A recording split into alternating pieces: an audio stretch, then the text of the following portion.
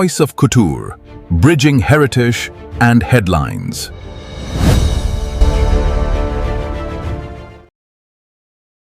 നമസ്കാരം. Voice of കുട്ടൂറിൻ്റെ മറ്റൊരു പുതിയ എപ്പിസോഡിലേക്ക് എല്ലാവർക്കും സ്വാഗതം.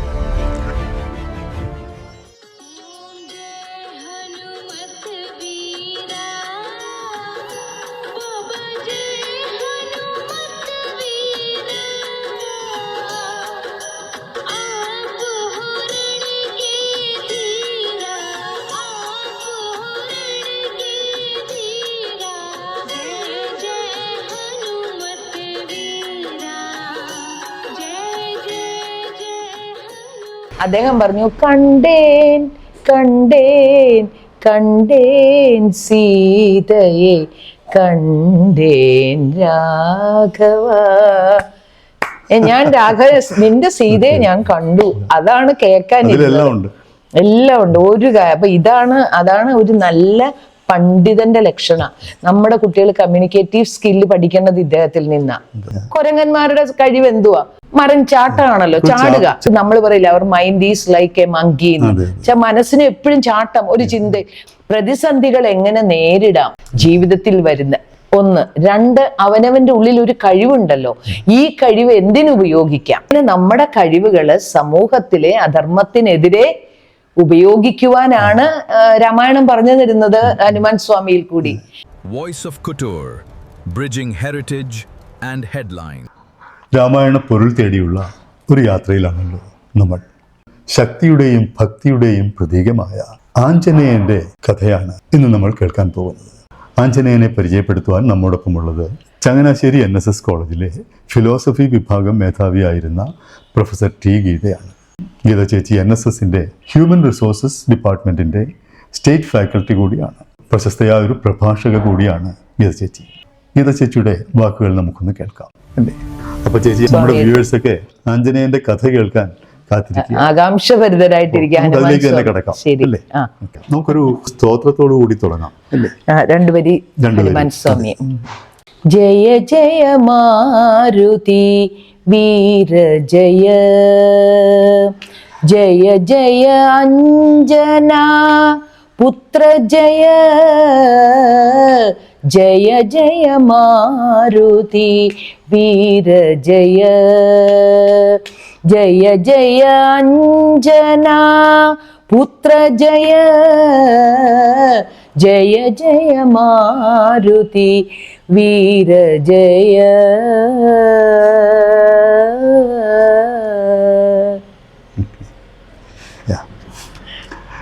ആഞ്ജനേയ സ്വാമിയെ കുറിച്ച് പറയുമ്പോഴുണ്ടല്ലോ, നമുക്ക് എന്തൊക്കെയാ ഞാനൊരു ഭക്ത എന്ന നിലയിൽ മാത്രമല്ല, ഞാൻ അവിടെ ഒരു അധ്യാപികയാകുന്നുണ്ട്.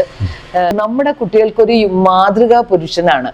എനിക്കിത് പഠിപ്പിച്ചുകൊണ്ടിരുന്നപ്പോഴൊന്നും ഇദ്ദേഹത്തിനെ കൂടുതൽ പഠിക്കാൻ പറ്റിയില്ലല്ലോ. ഈ മഹാത്മാവിനെ ഓർക്കാറുണ്ട്. കാരണം അദ്ദേഹം തരുന്ന സന്ദേശങ്ങൾ അങ്ങനെയുള്ളതാണ്.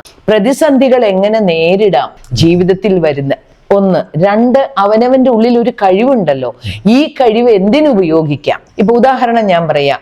ഹനുമാൻ സ്വാമിയുടെ കഴിവ് മരഞ്ചാട്ട.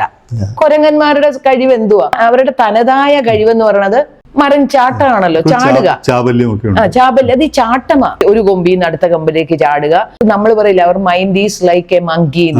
മനസ്സിന് എപ്പോഴും ചാട്ടം. ഇവരുടെ തനതായ സ്വഭാവം ചാട്ടമാ. പക്ഷെ ഇദ്ദേഹം ആ ചാട്ടം എന്തിനാ ഉപയോഗിച്ചത് അജി? ഇദ്ദേഹം അധർമ്മത്തിനെതിരെ അത് ഉപയോഗിക്കുകയായിരുന്നു. ധർമ്മം സ്ഥാപിക്കുവാൻ വേണ്ടി സമുദ്ര ലംഘനത്തിനാണ് ആ ചാട്ടം ഉപയോഗിച്ചത്. ഇങ്ങനെ നമ്മുടെ കഴിവുകള് സമൂഹത്തിലെ അധർമ്മത്തിനെതിരെ ഉപയോഗിക്കുവാനാണ് രാമായണം പറഞ്ഞു തരുന്നത് ഹനുമാൻ സ്വാമിയിൽ കൂടി. ആരാ ശരിക്കും ഹനുമാൻ സ്വാമി? അദ്ദേഹത്തിന്റെ ബലവീര്യങ്ങൾ ആർക്കാ വർണ്ണിക്കാൻ പറ്റുക? ചിരഞ്ജീവിയായ ഹനുമാൻ സ്വാമി ശ്രീ മഹാദേവന്റെയും ശ്രീ പാർവതിയുടെയും വീര്യം ഉൾക്കൊണ്ട് വായു തനയനായ കേസരി അഞ്ജനാ നന്ദനായ ചിരഞ്ജീവിയാണ് ഹനുമാൻ സ്വാമി. ഹനുമാൻ സ്വാമി ജനിച്ച ഉടനെ സൂര്യഭഗവാനെ കണ്ട് പഴമാണെന്ന് ധരിച്ച് മുകളിലേക്ക് ചാടി എന്നൊരു കഥയുണ്ട്. സൂര്യഭഗവാനോട് ഒരു ആകർഷണം അന്നേ അദ്ദേഹത്തിന് തോന്നിയിരുന്നു. അങ്ങനെ ഒരു കഥയുണ്ട്. അദ്ദേഹം വളരെ കുസൃതിയായിരുന്നു ചെറുപ്പത്തിലെ. ഈ ഹോമങ്ങളൊക്കെ നടക്കുമല്ലോ, യാഗങ്ങള്, സന്യാസിമാര്.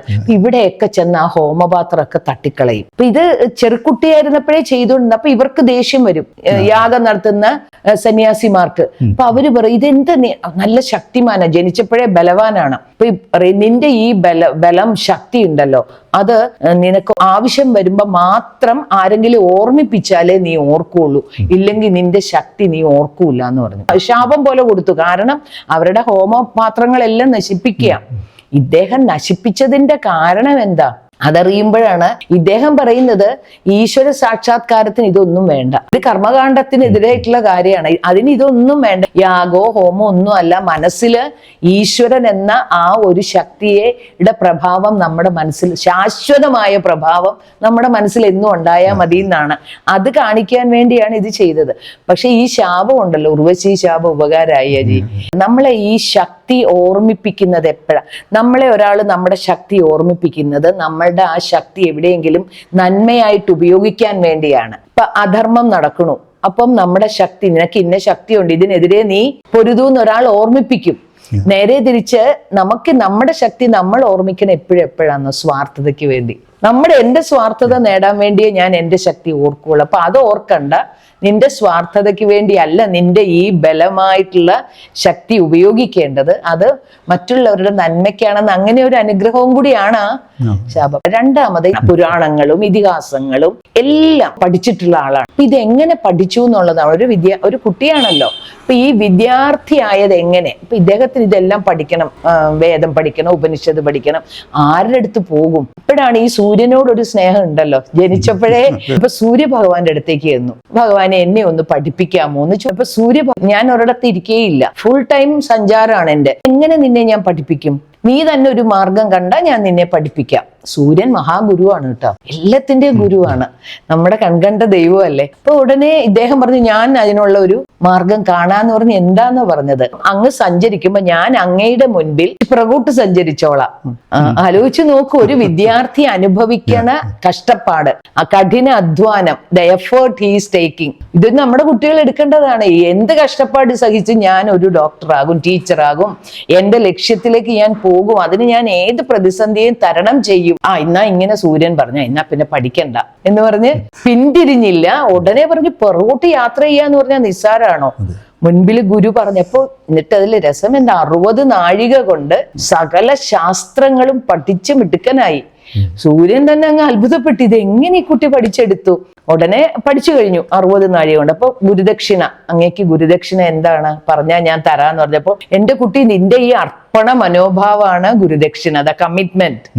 എനിക്ക് വേറെ ഒന്നും വേണ്ട, ഇങ്ങനെ ഒരു വിദ്യാർത്ഥിയെ ഞാൻ കണ്ടിട്ടില്ല, ഈ അർപ്പണ മനോഭാവം മതി എനിക്ക്, ഗുരുദക്ഷിണ പറ്റൂല, ഗുരുദക്ഷിണ തരാതെ ഏതും സ്വീകരിക്കുമ്പോ നമ്മളൊരു ദക്ഷിണ കൊടുക്കണല്ലേ, ആരെന്ത്. ഉടനെ പറഞ്ഞു, എങ്കിൽ നീ ഋഷ്യമൂകാചലത്തിൽ എൻ്റെ മകൻ സുഗ്രീവൻ ബാലിയെ പേടിച്ച് ജീവിക്കുവാണ്, അവനൊരു മന്ത്രിയായിട്ട് നീ പോകാമോ? അപ്പൊ തീർച്ചയായിട്ടും അങ്ങയുടെ മകന് സഹായിയായിട്ട് ഞാൻ പൊക്കോളാന്നും പറഞ്ഞ് നേരെ ഋഷ്യമൂകാചലത്തിൽ പോയി സുഗ്രീവ മന്ത്രിയായി. അങ്ങനെയാണ് അവിടെ എത്തുന്നത്. ഈ സുഗ്രീവ മന്ത്രി എങ്ങനെ ശ്രീരാമദൂതനായി എന്നുള്ളതാണ് കഥ. ശ്രീരാമന്റെ ദൂതനായി സീതാന്വേഷണത്തിനായി സമുദ്രം ലംഘിച്ച് ലങ്കയിൽ പോയി കണ്ടുപിടിച്ച് തിരിച്ചു വന്ന് ശ്രീരാമസ്വാമിക്ക് ഒരു ആശ്വാസം കൊടുക്കുക മാത്രമാണോ ചെയ്തത്? ആ യുദ്ധത്തിലും വളരെ പ്രധാനപ്പെട്ട ഒരു റോളും അദ്ദേഹം വഹിച്ചു.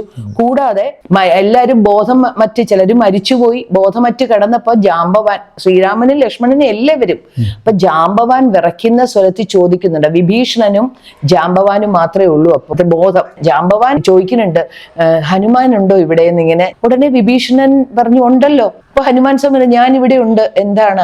ജാമ്പവാൻ കാർന്നോരാണല്ലോ. നീ ഉണ്ടെങ്കിൽ എല്ലാവരും ജീവിക്കും.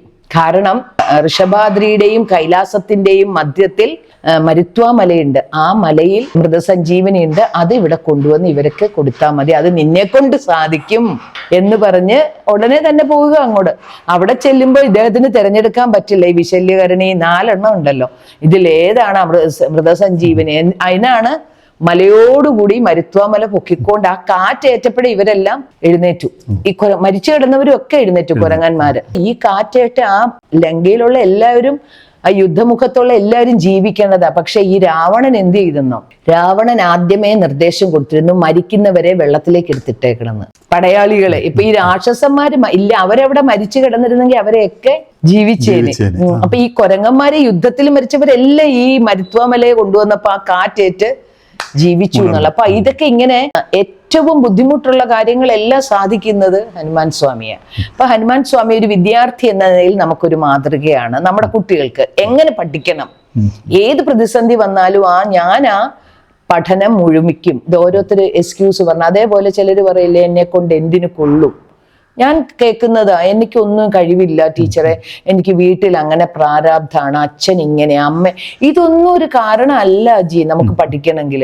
നമ്മൾ ഏറ്റവും മിനിമം സാഹചര്യത്തിൽ നിന്നുകൊണ്ടാണേലും നമ്മുടെ മനസ്സിന് അപരിമേയമായ ശക്തിയുള്ളതാണ്. അതിന് പരിമിതിയില്ല. ഈ ശക്തി ഉപയോഗിച്ചാലുണ്ടല്ലോ എന്തും നടക്കും. അങ്ങനെയാണ് ഈ അസാധ്യമായതിനെ സാധ്യമാക്കുന്നത് നമ്മുടെ ഈ ഓരോ പ്രതിഭകള്. നമ്മൾ ഹിസ്റ്ററി പഠിക്കുമ്പോൾ കേൾക്കില്ലേ, എത്രയോ പേര്. അതിലൊരാളാണ്, ഒരാളെന്നല്ല, ഇദ്ദേഹത്തിനെ കവച്ചു വയ്ക്കാൻ ആരും ഇല്ലെന്ന് ഞാൻ മാതൃകയാക്കേണ്ടത്. നമ്മുടെ കുട്ടികൾ ആരെയാ മാതൃകയാക്കണം? ഒരു ആൺകുട്ടിയുടെ മുറിയിലേക്ക് എന്നാ നമ്മൾ കാണണത് സ്പൈഡർമാൻ, സൂപ്പർമാൻ, ഹൾക്ക്. ഞാൻ ഇതൊക്കെ കാണാതെ പഠിച്ചത് വാസുദേവനോട് ചോദിച്ചിട്ടാ. പിന്നെ അങ്ങനെ കുറെ എണ്ണം ഉണ്ട്. ഹൾക്ക് എന്നൊക്കെ പറഞ്ഞൊരു ഭയങ്കര സൈസ്. ഞാൻ ചോദിക്കും, ഇത് എന്തുവാടാ അമ്മൂമ്മ, ഈ ഹൾക്കിന്റെ ഒരു ഇടി കൊണ്ടാ മതിയമ്മേ, ചോര ഛർദിക്കും പറയുന്ന. അപ്പൊ ഇതൊക്കെ കാർട്ടൂണില്. ആ സമയത്ത് ഞാൻ പറയടാ, ഒരു ഇടിയോ കൈയൊന്ന് തൊട്ടാ മതി, ചോരയല്ല മുഴുവൻ ഛർദിക്കുന്ന ആള് നമുക്കുണ്ട്. അതിബലവാനായിട്ടുള്ള അഷ്ടൈശ്വര്യങ്ങളുള്ള ഹനുമാൻ സ്വാമിയെ ഒന്ന് പഠിക്കേണ്ടതെന്ന് ഞാൻ ഈ കഥ പറഞ്ഞു കൊടുക്കാറുണ്ട്. സുഗ്രീവ മന്ത്രി എങ്ങനെയാണ് ശ്രീരാമ ദൂതനായതെന്നുള്ളത് ഒരു ചോദ്യമാണ്. ആ ഒരു മാറ്റമേ അതൊരു വളരെ വലിയ ഒരു മാറ്റമാണ്. അപ്പൊ ഈ ശ്രീരാമസ്വാമിയെയും ലക്ഷ്മണനും വരുന്നത് കണ്ട് ഈ സുഗ്രീവൻ പേടിക്കും, ബാലിയുടെ ആൾക്കാരാണോന്ന് കാട്ടിക്കൂടി വരുമ്പം. അപ്പൊ ഉടനെ ഈ ഹനുമാൻ സ്വാമി നീ ചെന്ന് നോക്ക്, ഒരു ബ്രാഹ്മണനായിട്ട് വേഷമായിട്ട് ചെന്ന് അവരോട് അവരുടെ സംസാരത്തിൽ നിന്ന് എന്താണ് അവരുദ്ദേശിക്കുന്നത് നിനക്ക് മനസ്സിലാവുമെങ്കിൽ നീ ആംഗ്യം കൊണ്ട് എന്നെ കാണിക്കണം, ശത്രുവാണോ മിത്രമാണോ എന്ന്. അപ്പൊ ഇദ്ദേഹം ബ്രാഹ്മണ വേഷം ധരിച്ച് ചെന്ന് വളരെ വിനയത്തോടെ ഇവരോട് ചോദിക്കുന്നുണ്ട് ആരാണെന്നൊക്കെ. അപ്പൊ ഇത് കണ്ട ഉടനെ ഉണ്ടല്ലോ ശ്രീരാമസ്വാമി പറയുന്നുണ്ട്, ഇല്ലൊരു അപശബ്ദം എങ്ങുമേ വാക്കിങ്കൽ നല്ലൊരു വൈയാകരണൻ വടു നിർണയം. ഒരു വാക്യം പറഞ്ഞപ്പോഴേ ശ്രീരാമസ്വാമിക്ക് മനസ്സിലായി വ്യാകരണവും ശാസ്ത്രവും പഠിച്ച പണ്ഡിതനാണ് ഈ ബ്രാഹ്മണൻ എന്ന് തുടക്കത്തിൽ. അപ്പൊ അപ്പോഴേ മനസ്സിൽ കോറിയിട്ടു. കാരണം ഒരു ദൂതന് വേണ്ട പ്രധാനപ്പെട്ട ഗുണം കമ്മ്യൂണിക്കേറ്റീവ് സ്കില്ല, ആശയവിനിമയം നടത്താൻ സ്ഫുടതയോടെ അക്ഷരശുദ്ധിയോടുകൂടി ഒരു തടസ്സമില്ലാതെയാ സംസാരിക്കുന്നത്, ഇവരോട് ചോദിക്കുന്നത്. പിന്നെ വർത്താനം പറയുമ്പോ ഇത് അദ്ദേഹത്തിന് ലക്ഷ്മണനോട് പറയുന്നുണ്ട്. അപ്പൊ ഇദ്ദേഹം അപ്പോഴേ മനസ്സിൽ കോറിയിട്ട് ഇവൻ തന്നെ എൻ്റെ ദൂതൻ, എനിക്ക് സീതയെ കണ്ടുപിടിച്ച് തരുന്നത് ഈ മഹാത്മാവായിരിക്കുന്ന അപ്പോഴേ ശ്രീരാമസ്വാമി മനസ്സിൽ കോറിയിട്ടു. സീതാന്വേഷണത്തിനായിട്ട് സുഗ്രീവൻ ആൾക്കാരെ വിടുമ്പം ഹനുമാൻ സ്വാമിയുടെ കൂടെയാണ് ജാംബവാൻ. ശക്തിയുള്ളവരെല്ലാം ആ കൂട്ടത്തിലാണ്. ജാംബവാൻ, പിന്നെ കേസരി, അച്ഛൻ, അങ്കദൻ, യുവരാജാവ്, ഇവരെല്ലാവരുടെയും കൂട്ടത്തിൽ 100,000-ൽ പരം പേരുണ്ട്. അപ്പൊ ഇങ്ങനെ പോകാൻ നിൽക്കുമ്പോൾ ശ്രീരാമസ്വാമി വിളിച്ച് മാറ്റിക്കൊണ്ടുപോകും ഇദ്ദേഹത്തെ, ഹനുമാൻ സ്വാമിയെ. എന്നിട്ടാണ് അഗ്നി സീതയെ കാണുമ്പോൾ അടയാളവാക്യം പറയുന്നുണ്ട്, മുദ്രമോതിരം കയ്യിൽ കൊടുക്കും സീതയെ കാണുമ്പോൾ. അപ്പൊ ഇത്രയും പേര് നിന്നതിൽ നിന്ന് ശ്രീരാമസ്വാമിക്ക് പൂർണ്ണ ബോധ്യമുണ്ട്, എൻ്റെ സീതയെ കാണുന്നത് ഹനുമാനായിരിക്കുന്നു. അങ്ങനെ മുദ്രമോതിരം കൊടുത്താണ് ഇവര് സമുദ്രലംഘനത്തിൽ. അപ്പൊ സമുദ്രലംഘനത്തിന് അവിടെ ചെന്നിരിക്കുമ്പം ശക്തി ഓർമ്മയില്ലെന്നുള്ളത് ഓർമ്മ വേണം നമുക്കും. ഇദ്ദേഹത്തിന് സ്വന്തം ശക്തി എന്തുവാന്ന് അറിയത്തില്ല. അപ്പൊ അവിടെ എല്ലാവരോടും പറയുക, എങ്ങനെയാ സമ്പാദി പറയും 100 യോജന അക്കരെ സീത എനിക്ക് കാണാം. സമ്പാദിക്ക് ദൃഷ്ടി നല്ല ഇതാ. അപ്പൊ ഞാൻ കാണുന്നുണ്ട് അശോകവനിയില് 100 യോജനയാണ്. ഉടനെ അങ്കദനല്ലേ രാജാവ്, അങ്കദൻ ചോദിക്കുന്നു നമ്മളിൽ ആരാണ് ചാടുന്നത്? ഉടനെ ഒരാൾ പറയും 10 യോജനയാടാ, 20 യോജന. അങ്കദൻ പറയും ഞാൻ അങ്ങോട്ട് ചെയ്യാടാ, ഇങ്ങോട്ട് പറ്റില്ല, 100 യോജന എന്ന് പറഞ്ഞാല്. ഉടനെ ജാംബവാൻ നോക്കുമ്പോ ഇങ്ങേര് ചുമ്മാ ഇരിക്കുകയാണ് നമ്മുടെ ഹനുമാൻ സ്വാമി. അടുത്ത് ചെന്ന് ജാംബവ ധർമ്മം എന്നും പറഞ്ഞ ഒന്നുണ്ട്. അത് നമ്മൾ മാതാപിതാക്കളും അധ്യാപകരും വളരെ ശ്രദ്ധിക്കേണ്ടതാണ്. ഹനുമാൻ സ്വാമിയെ തൻ്റെ കഴിവുകളെല്ലാം പറഞ്ഞ് ഓർമ്മിപ്പിക്കുന്നത്, ബലം ഓർമ്മിപ്പിക്കുന്ന, നീ ജനിച്ച ഉടനെ നീ സൂര്യന്റെ മുകളിലേക്ക് പോയതല്ലേ, നീ പഠിച്ചത് എങ്ങനെയാണ്, നീ നിന്റെ ബലം എന്താന്ന് നിനക്കറിയോ, നീ അഷ്ടൈശ്വര്യങ്ങൾ ഉള്ളവനല്ല, ഇങ്ങനെ എല്ലാം പോസിറ്റീവായിട്ട് പറയുന്നുണ്ട്. ഇവിടെ നമ്മൾ ശല്യവാണിയെ കുറിച്ച് ഞാൻ പറഞ്ഞു കൊടുക്കും. ശല്യവാണി ഉണ്ട്.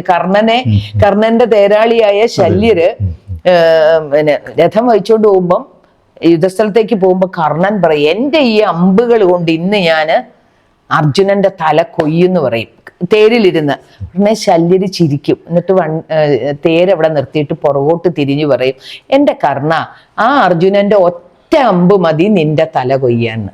ഇത് കേട്ടതോടെ കർണന്റെ സകല ആത്മവിശ്വാസം ഉണ്ടായിരുന്നതെല്ലാം ചോർന്നു എന്നാണ് പറയണത്. ഒരാള് നമ്മളെ, അപ്പൊ നേരെ തിരിച്ച് ജാമ്പവധർമ്മം നമ്മളെ പ്രചോദിപ്പിക്കുക. നമ്മൾ എങ്ങനെ, എനിക്ക് എന്തൊക്കെ കഴിവുണ്ട്, അജിക്കുള്ള കഴിവ് എന്തൊക്കെയാ, അജിയെ നിരന്തരം ഞാനത് ഓർമ്മിപ്പിച്ച അജി അത് എടുക്കും.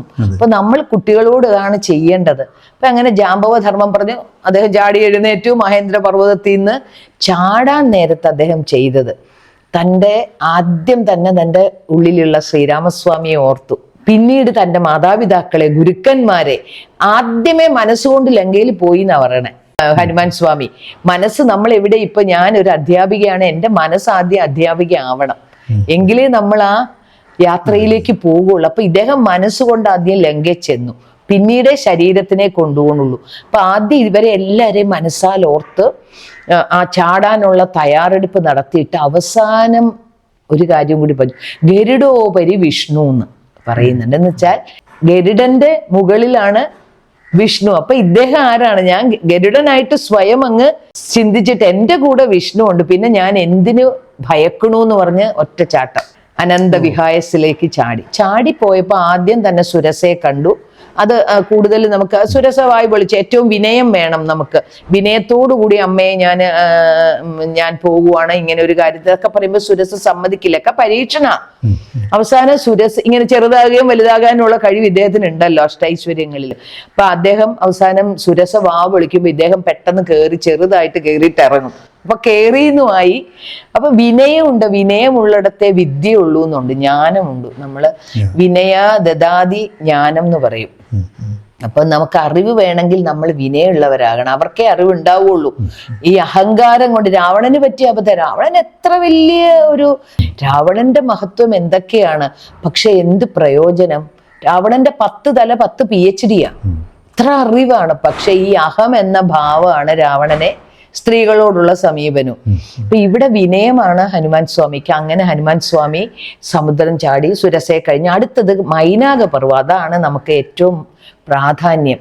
മൈനാക പർവ്വതം മനുഷ്യവേഷം ധരിച്ച് സാഗരത്തിന്റെ മുകളിലേക്ക് വന്ന് പറയും, മഹാനുഭാവ, അങ്ങ് എൻ്റെ ശിഖരത്തിൽ ഇരുന്നൊന്ന് വിശ്രമിക്കൂ.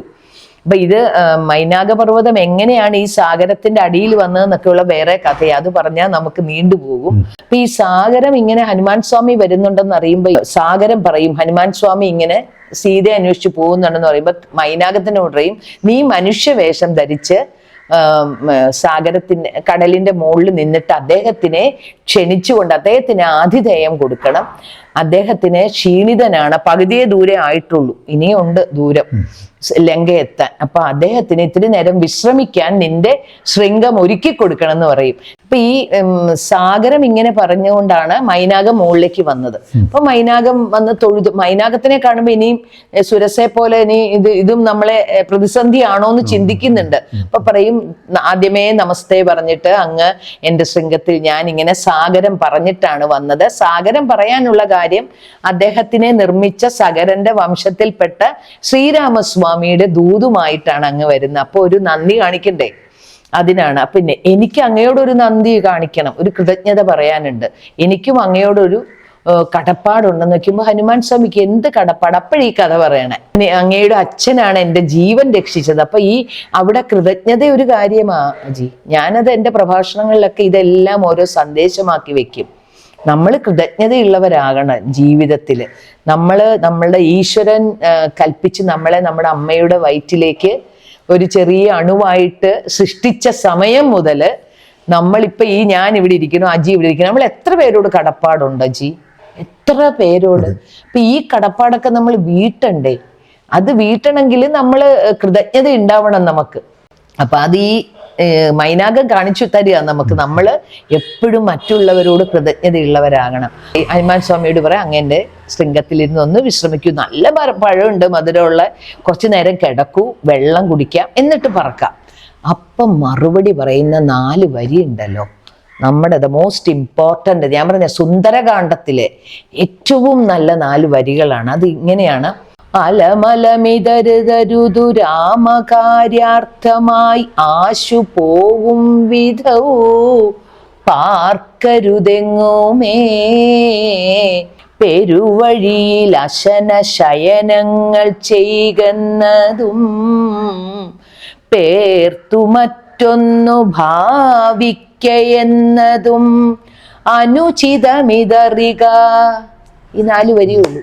ഇതിൽ അടങ്ങിയിരിക്കുന്ന സന്ദേശം ഉണ്ടല്ലോ, ഇത് നമ്മുടെ ഇന്നത്തെ കാലത്ത് എഴുത്തച്ഛൻ ആരാന്ന് ഞാൻ ഓർക്കുവേ. ഇങ്ങനെയൊക്കെയുള്ള മഹാത്മാക്കൾ ഉള്ളപ്പോഴാ ഇത്ര ദീർഘദൃഷ്ടിയോടുകൂടി ഈ വരികൾ, ഓരോ വരിയിലും സന്ദേശമുണ്ട് രാമായണത്തില്. പക്ഷെ ഇതുണ്ടല്ലോ, ഇത് നമ്മൾ ശരിക്കും പഠിക്കേണ്ടതാ. ആദ്യമേ പറയുന്നത് വിശ്രമിക്കാനല്ലേ പറഞ്ഞപ്പം, അലമലം ഇതരുതരുതു രാമകാര്യാർത്ഥമായി ആശു പോകും വിധൗ. തുടക്കമേ പറയാം, ഞാൻ രാമകാര്യത്തിനാണ് പോണത്. അതിൻ്റെ അർത്ഥം ഈശ്വരന് വേണ്ടി, ഈശ്വരന്റെ ഒരു കാര്യമാണ്. അപ്പൊ ഞാനിപ്പോ ഞാനെല്ലാം എൻ്റെ ആയിട്ട് ഞാൻ പറയും, ഒരു അധ്യാപികയാകണം. ആദ്യം എൻ്റെ ചിന്തയാണ്, ഞാനിപ്പോൾ 8ലോ 9ലോ പഠിക്കണം, എൻ്റെ ലക്ഷ്യം അധ്യാപികയാകണം. ആദ്യം ഞാൻ മനസ്സിൽ ഓർക്കേണ്ടത് അത് ഈശ്വര കടാക്ഷമാണ്, ഇല്ല ഈശ്വരന് വേണ്ടിയാണ്. അപ്പൊ അവിടെ ഒരു ദൈവീകത വരിക. നമ്മൾ ഒരു തെറ്റിലേക്ക് പോകൂല. ഈശ്വരൻ എന്ന് പറയുമ്പം പ്രധാനമായിട്ട് നമ്മൾ അധർമ്മത്തിനെ ഭയക്കും, അധർമ്മത്തിലേക്ക് പോകില്ല, ധർമ്മത്തിൽ സ്റ്റിക്ക് ഓൺ ചെയ്യും.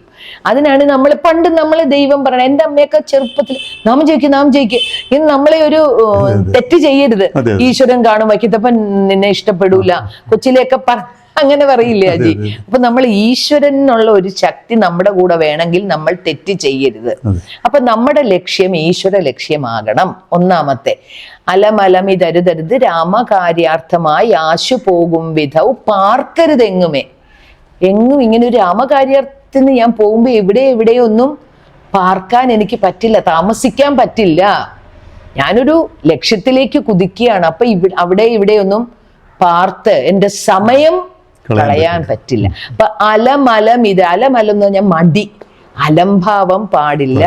രാമകാര്യത്തിന് വേണ്ടി ഞാൻ പോകൂ, എൻ്റെ ലക്ഷ്യം അതാണ്. അവിടെ എനിക്കും അലംഭാവം പാടില്ല. അലമലം അരുതരുതെന്ന് പറഞ്ഞാൽ അലംഭാവം പാടില്ല, മടി. അവിടെ എൻ്റെ ശ്രീരാമസ്വാമി കണ്ണിൽ എണ്ണ ഒഴിച്ച് നോക്കിയിരിക്കുക എന്നെ. അതുകൂടാതെ എൻ്റെ 1 ലക്ഷം വരുന്ന എൻ്റെ സുഹൃത്തുക്കള് ആ പൊരി വെയിലില് ആ സമുദ്ര തീരത്ത് ജയ് ശ്രീറാം എന്നും പറഞ്ഞ് വിളിച്ച് എനിക്ക് വേണ്ടി പ്രാർത്ഥിക്കുക. കാരണം എല്ലാവർക്കും പേടിയാ, രാവണന്റെ അടുത്തേക്കല്ലേ പോണേ. അപ്പൊ അവരോടൊക്കെ എനിക്കൊരു കടമയുണ്ട്, ഇതാ കടപ്പാട്, അവിടെ ഒരു കടപ്പാടുണ്ട്. അതുകൊണ്ട് എനിക്ക് അലംഭാവം ഇവിടെ പാടില്ല. അതാണ് ഒന്നാമത്തെ. അപ്പൊ ഒന്നാമത്തേല് അലംഭാവം പാടില്ല, 2 രാമകാര്യാർത്ഥമാണ് എൻ്റെ ലക്ഷ്യം. ഇത് രണ്ടും നമ്മൾ ഈശ്വരന്റെ ഒരു അനുഗ്രഹത്തിനും കൂടി ഉണ്ട് ഇതില്. അതുകൊണ്ട് ഞാൻ ഉഴപ്പരുത്, 2 അലംഭാവം പാടില്ല. പിന്നെ പെരുവഴിയിൽ അശന ശയനം ചെയ്യുന്നതും, പെരുവഴിയിൽ ഇത് വഴി പോകുന്ന വഴിയാ സമുദ്രത്തില്. അശനം എന്ന് പറഞ്ഞ ആഹാരം, ശയനം കിടക്കുന്നത്. ഇപ്പൊ പെരുവഴിയിൽ അശന ശയനങ്ങൾ ചെയ്യുന്നതും പേർത്തു മറ്റൊന്നു ഭാവിക്ക എന്നതും അനുചിതം ഇതറിയുക. ഇത് നമ്മുടെ കുട്ടികൾക്ക് വേണ്ടതാണ്. ഈ 5 വിജയവാക്യങ്ങളായത്. ഒന്ന്, തൻ്റെ ലക്ഷ്യത്തിലേക്ക് കുതിക്കുമ്പോൾ അലംഭാവം പാടില്ല, ഈശ്വര കടാക്ഷം ഉണ്ടെന്ന് വിശ്വസിക്കണം. പിന്നെ പെരുവഴിയിൽ, വഴി കൂടി ഇപ്പൊ നമ്മൾ കാണുന്നില്ലേ അജീത, പെരുവഴിയിൽ അശനവും ശയനവും. മിനിഞ്ഞാന്ന് ഞാൻ പോയപ്പോ കണ്ടു 2 പേരും കൂടി അവിടെ ഒരു എന്തോ ഐസ്ക്രീം പാർലറാ, ഒരു പെൺകുട്ടി അങ്ങോട്ട് യൂണിഫോമും ഉണ്ട്. അവിടെ ഒരു മരത്തിന്റെ ഇങ്ങനെ നീണ്ടു കിടപ്പുണ്ട്, അതിലിരുന്നിട്ട് ഇവൾ മടി കിടക്കുക പെൺകുട്ടി. എന്നിട്ട് ഐസ്ക്രീമും ഉണ്ട് 2 പേരുടെയും കയ്യിൽ. അശനം ശയനവുമാണ് അവിടെ. ഇതൊക്കെ എങ്ങനെ നമ്മുടെ ഒരു വിദ്യാർത്ഥി ലക്ഷണം എന്താണ്, വിദ്യാർത്ഥികളുടെ കടമ എന്താണ്? പ്രണയമൊക്കെ വേണം. അതിനൊന്നും ഇതൊന്നും അതുമായിട്ട് ബന്ധപ്പെടുത്താൻ പറ്റില്ല. നമ്മളൊരു ലക്ഷ്യത്തിലേക്ക് കുതിക്കുമ്പോൾ ഒരു വിദ്യാർത്ഥി ഒരിക്കലും ഒരു ഗൃഹസ്ഥ ആശ്രമി ആവരുതെന്ന് ഞാൻ പറയും. വിദ്യാർത്ഥി എന്ന് പറഞ്ഞാൽ അവൻ വിദ്യയ്ക്ക് വേണ്ടി അർത്ഥിക്കുന്നവൻ, ആഗ്രഹിക്കുന്നവൻ. അവന് വേറെ ചിന്തയൊന്നും പാടില്ല. അവന് ചിന്തിക്കാനുള്ള സമയം വരിക.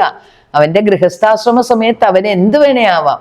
അവന് ഇഷ്ടമുള്ള കുട്ടിയെ കല്യാണം കഴിക്കാം, അവന്റെ ജീവിതം സുഖകരമാക്കാം, ആസ്വാദകരമാക്കാം. അപ്പൊ അവൻ വിചാരിച്ച ഒരു വിദ്യാർത്ഥിയാകാൻ സാധിച്ചെന്ന് വരില്ല. ഈ 25 വയസ്സിനകം അവന് അല്ല, 25 വയസ്സിൽ നമുക്ക് കിട്ടുന്ന കാര്യങ്ങളുണ്ടല്ലോ. ബ്രെയിൻ എന്ന് പറഞ്ഞാൽ എന്താ? Absorbing everything. എന്താ? ബ്ലോട്ടിംഗ് പേപ്പറാ. അതുകൊണ്ടാണ് നമ്മൾ ഈ 18 വയസ്സായ കുട്ടിയെ ഡ്രൈവിംഗ് പഠിപ്പിക്കണം, നീന്തൽ എല്ലാം പഠിപ്പിക്കാനുള്ള പ്രായം 25. അപ്പൊ ഈ സമയത്ത് ഈ പ്രേമവും പ്രസവവും ഒക്കെയല്ലേ ഇപ്പൊ നമ്മൾ കാണുന്നത്. 11 പഠിക്കുന്നവര് കുട്ടി അമ്മയാകണു. ഇതൊക്കെ ഇവിടെ നമുക്ക് ഈ കലിയുഗത്തിൽ. അപ്പൊ ഇത് എത്ര ദീർഘ വീക്ഷണത്തോടുകൂടി എഴുത്തച്ഛൻ നമുക്ക് തന്നിരിക്കുക. നിങ്ങളെ ഒരു ലക്ഷ്യത്തിലേക്ക് പോകുമ്പോ ഇതൊന്നും പാടില്ല. അപ്പൊ ഇങ്ങനെ ഇത് പറഞ്ഞ് എന്നിട്ട് അദ്ദേഹം എന്ത് ചെയ്തു? ഒന്ന് സ്നേഹത്തോടെ നന്ദി പറഞ്ഞ് തലോടി ഈ പിന്നെ മൈനാകത്തിനെ. സ്നേഹസ്പർശം ഇത് നമ്മുടെ കുട്ടികൾക്ക് വേണ്ടതാ, നമ്മുടെ മക്കൾക്ക് കൊടുക്കേണ്ടതാണ്. സ്നേഹത്തോടെ ഒരു തലോടിയിട്ട് പറന്നു പോവുക, നന്ദി പറഞ്ഞ് തിരിച്ചു വരുമ്പോ ഞാൻ വരാം. നന്ദിയും പറയുന്നുണ്ട്, എന്നെ ഇങ്ങനെ വിളിക്കാൻ കാണിച്ചതിന് സാഗരത്തിനും. അങ്ങനെ പോയി അവിടെ ചെന്ന് ലങ്കയിൽ ചെന്നെല്ലാം പലയിടത്തും പോയി നോക്കി. അവസാനം അശോകവനിയിൽ പോയി സീതയെ കണ്ടു. പിന്നെ അവിടുത്തെ പിന്നെ കാണിച്ച കുസൃതിയെല്ലാം നമുക്കറിയാലോ. ഒരു മകനെ കൊന്നു. പിന്നെ രാവണനെ കാണണമെന്ന് ആഗ്രഹമുണ്ട്. അതുകൊണ്ട് പിന്നെ ഇന്ദ്രജിത്ത് പിടിച്ചപ്പോ കൂടെ വന്നു. എന്നിട്ട് രാവണനെ കണ്ടു. രാവണനെ കണ്ട ഉടനെ മനസ്സിലൊന്നുണ്ട്, ലങ്കാധിപ സവിധേ അണഞ്ഞൊരു ശങ്കയുമില്ലാതൊപ്പമിരുന്ന് പുൽക്കൊടി നീ എന്നാക്രോശിച്ച്, പുൽക്കൊടി നീ എന്നാക്രോശിച്ച് നിർഭയൻ ഹനുമാൻ സ്വാമി ജയ. രാവണനെ അടുത്ത് ചെന്നപ്പോഴത്തേക്ക് രാവണൻ ഇരുന്ന ആ സിംഹാസനത്തിന്റെ മോളില് വാല് ചുരുട്ടി മോളിൽ കയറി നിന്നിട്ട് ഉള്ളിൽ ഇതാ നീ വെറും സിംഹാസനം ഉണ്ടാക്കി, നീ വെറും പുൽക്കൊടിയല്ലേ, എന്റെ സ്വാമിയുടെ മുമ്പിൽ നീ ആരാ എന്ന് ഒപ്പം ഇരുന്ന് മനസ്സിൽ പറഞ്ഞെന്നാണ് പറയുന്നത്. അപ്പൊ അത് കഴിഞ്ഞ് പിന്നെ ലങ്കാദഹനവും ഒക്കെ കഴിഞ്ഞ് സീതയെ കണ്ടു, ഇത് കൊടുത്തു. സീത തിരിച്ചടയാളവാക്കിയൊക്കെ പറഞ്ഞു, ചൂടാരത്നം കൊടുത്തു. കണ്ടു. അപ്പൊ സീതയെ കണ്ടപ്പോ മാതാന്നാ പറയുന്നത്. അപ്പൊ സീതയ്ക്ക് കണ്ടപ്പോഴേ പുത്ര സ്നേഹം വന്നു എന്നാ പറയണത്. സീതയെ കണ്ട ഉടനെ അത് കഴിഞ്ഞ് സീതയോട് പറയണ്ട്, എന്റെ തോളത്തിരുത്തി ഞാൻ വേണമെങ്കിൽ കൊണ്ടുപോകാമായിരുന്നു അമ്മേ. അതിനൊരു മടിയുമില്ല, എനിക്ക് ഈ ശത്രുക്കളെയൊക്കെ മാറ്റി അമ്മയെ കൊണ്ടുപോകാൻ എനിക്കറിയാം. പക്ഷെ അപ്പൊ സീത പറയണ്ട, അല്ല, അതല്ല കുഞ്ഞ് മകനെ വേണ്ടത്, എന്റെ ഭർത്താവ് അത്ര ധൈര്യവാനും ബലവാനുമായിട്ടുള്ള ആളാണ്, അദ്ദേഹം വന്ന് വേണം എന്നെ കൊണ്ടുപോകാൻ. നിരന്തരം അദ്ദേഹത്തെ ഓർമ്മിപ്പിക്കണം. ഞാൻ ശരിക്കും സീത മരിക്കാനുള്ള തയ്യാറെടുപ്പ് നടത്തണ സമയത്താണ് ഇത് കാണുന്ന ഹനുമാൻ സ്വാമി വരുന്ന. അത്രയ്ക്ക് രാവണൻ വന്ന് നിന്നെ ഞാൻ കൊന്നു ആഹാരം കഴിക്കുന്നവരെ പറയും, ഇനി എത്രയോ ദിവസം കൊടുക്കുക, ലാസ്റ്റ് വാണിംഗ്. അപ്പം ഇങ്ങനെ മരിച്ചാൽ എന്താന്ന് വരെ അയക്കുമ്പോഴാണ് ഹനുമാൻ സ്വാമി മോളിരുന്ന് ശ്രീരാമരാമനെ കഥ മുഴുവൻ പറയുന്നത്. അപ്പൊ ഇങ്ങനെ സീത പറയും, നീ ചെന്ന് പറയണ എന്റെ കഥ ദയനീയമാണ്, എന്റെ ജീവിതം, അദ്ദേഹത്തിനെ നിരന്തരം ഓർമ്മിപ്പിക്കണം ഇവിടുത്തെ ഇത്, എന്നിട്ട് പെട്ടെന്ന് വന്ന് എന്നെ കൊണ്ടുപോകാൻ പറഞ്ഞു. അതൊക്കെ ഞാൻ ചെയ്തോളാന്ന് പറഞ്ഞാണ് ഈ നാശം മുഴുവൻ വരുത്തുമല്ലോ. പ്രമദവനം നശിപ്പിക്കും, കൽത്തളങ്ങളൊക്കെ നശിപ്പിക്കും, ലങ്ക മുഴുവനും ദഹിപ്പിക്കും, വിഭീഷണന്റെ വീട് ഒഴികെ ബാക്കിയെല്ലാം നശിപ്പിച്ചിട്ടാണ് തിരിച്ചുപോയി. ചെന്ന് കണ്ടു കഴിയുമ്പം അപ്പത്തേക്ക് വരുന്ന കണ്ടപ്പോഴേ ജാമ്പവാനൊക്കെ മനസ്സിലായി, കണ്ടു, സീതയെ കണ്ടുപിടിച്ചു എന്ന്. തിരിച്ചപ്പോ ശ്രീരാമസ്വാമി നോക്കിയിരിക്കുക. ചെന്നപ്പോ ഈ കദളീവനത്തിൽ കൂടിയൊക്കെ എല്ലാരും കൂടി വന്നപ്പോഴത്തേക്ക് നേരത്തെ ചെന്ന ആൾക്കാർ പറയുന്നുണ്ട്, അദ്ദേഹം വന്നു, ഹനുമാൻ വന്നിട്ടുണ്ട്, ഹനുമാൻ വന്നു എന്ന്. അപ്പൊ ശ്രീരാമൻ നോക്കിയിരിക്കുമ്പോ ചെന്ന് അദ്ദേഹത്തെ കണ്ടപ്പോ പറയുന്ന ഈ കഥകളൊന്നുമല്ല. നമ്മളൊക്കെ ആണേലേ നമ്മുടെ വീര കൃത്യങ്ങളൊന്നും പറയൂലേ, അദ്ദേഹം ഒന്നും പറഞ്ഞില്ല. 2 വരി, കണ്ടേൻ കണ്ടേൻ കണ്ടേൻ സീതയെ കണ്ടേൻ രാഘവ, ഞാൻ കണ്ടേൻ കണ്ടേൻ സീതയെ കണ്ടേൻ രാഘവ. അത്രേ പറയുള്ളൂ. ഇതാണ് ശ്രീരാമന് കേൾക്കേണ്ടത്. ശ്രീരാമൻ പറഞ്ഞത്, എനിക്ക് എന്റെ സീതയെ കണ്ടോ, പിന്നീടാണ് ഇതെല്ലാം പറയുന്നത്. അപ്പം അത് കമ്മ്യൂണിക്കേറ്റീവ് സ്കില്ലാ. ആ പാണ്ഡിത്യത്തിന്റെ ഇതുകൊണ്ടാണ് ഇതാദ്യം പറഞ്ഞത്. ഇത് കഴിഞ്ഞപ്പോഴത്തേക്ക് ശ്രീരാമൻ ആഗ്രഹിച്ചൊരു കാര്യം ആദ്യം പറയണം. കെട്ടിപ്പിടിച്ച് തോളത്തേക്ക്, ആ ഒരു പടം ഉണ്ടല്ലോ, ശ്രീരാമസ്വാമിയുടെ തോളത്ത് ഇങ്ങനെ ചാഞ്ഞ്. ഈ ഒരു ഭാഗ്യം വളരെ ചുരുക്കം പേർക്ക്. ഗുഹന്, സീതയ്ക്കാണ് മെയിന്, പിന്നെ ഗുഹന്, പിന്നീട് ഹനുമാൻ സ്വാമിയോട് ഭരതൻ പറയുന്നുണ്ട്, എന്റെ ജ്യേഷ്ഠന്റെ മാറിനോട് ചേർന്ന് നിൽക്കാൻ നിനക്ക് ഭാഗ്യം ലഭിച്ചതല്ലേ, എന്റെ സഹോദരനാന്ന് പറയുന്നുണ്ട് അവസാനം ഭരതൻ. അപ്പൊ ഇദ്ദേഹം പറയുന്നത് എങ്ങനെ നീ ഇത് അവതാര പുരുഷന്മാർക്കേ സാധിക്കുള്ളൂ ഹനുമാനെ, ഈ ഇത്രയും സമുദ്രലംഘനം 100 യോജന ചാടി ലങ്കയിൽ ചെന്ന് നീ എന്തെല്ലാം അവിടെ ചെയ്തത്, എന്നിട്ട് എന്റെ പ്രിയപ്പെട്ട എന്റെ സീതയെ നീ കണ്ടുവന്നല്ലോ, അത് അവതാര പുരുഷന്മാർക്കേ സാധിക്കുള്ളൂ, നീ എന്റെ പ്രിയനാണ് എന്ന് പറഞ്ഞാണ് കെട്ടിപ്പിടിക്കുന്നത്. ഹനുമാൻ സ്വാമിയെ കുറിച്ച് പറയുമ്പോൾ നമുക്ക് നമ്മുടെ യുവതലമുറയുടെ ഒരു മാതൃകാ പുരുഷനായിട്ടാണ് ഞാൻ എവിടെയും അവതരിപ്പിക്കുന്നത്. അജി പറഞ്ഞതുപോലെ ഭക്തിയുടെയും ശക്തിയുടെയും ഔദാര്യത്തിന്റെയും സമർപ്പണത്തിന്റെയും, സമർപ്പണം വളരെ പ്രാധാന്യമാണ്. സേവകനായിരുന്നു, ദൂതനായിരുന്നു. അപ്പൊ ഇതിന്റെ എല്ലാ വിനയത്തിന്റെ മകുടോദാഹരണമാണ് ജ്ഞാനം. ഫലം കൂടുകയാണെങ്കിൽ കമ്പ് താഴെ മുട്ടുമെന്നാണ്. അതെ അതെ അതെ അതെ അതെ, വിനയം കൊണ്ട്. അതേപോലെ ഇദ്ദേഹം എങ്ങനെയായിരുന്നു ശ്രീരാമസ്വാമിയുടെ മുൻപിലെ വിനയാൻവിതനായി മുകളി ഹസ്തനായിട്ടല്ലേ നിന്നിരുന്നത്. ശരിക്കും അദ്ദേഹത്തിനെ കുറിച്ച് പറഞ്ഞാൽ നമുക്ക് എത്ര പറഞ്ഞാലും മതിയാകില്ല. ഞാൻ മുമ്പ് പറഞ്ഞ പോലെ ബലവീര്യങ്ങൾ ആർക്ക് വർണ്ണിക്കാനാകും.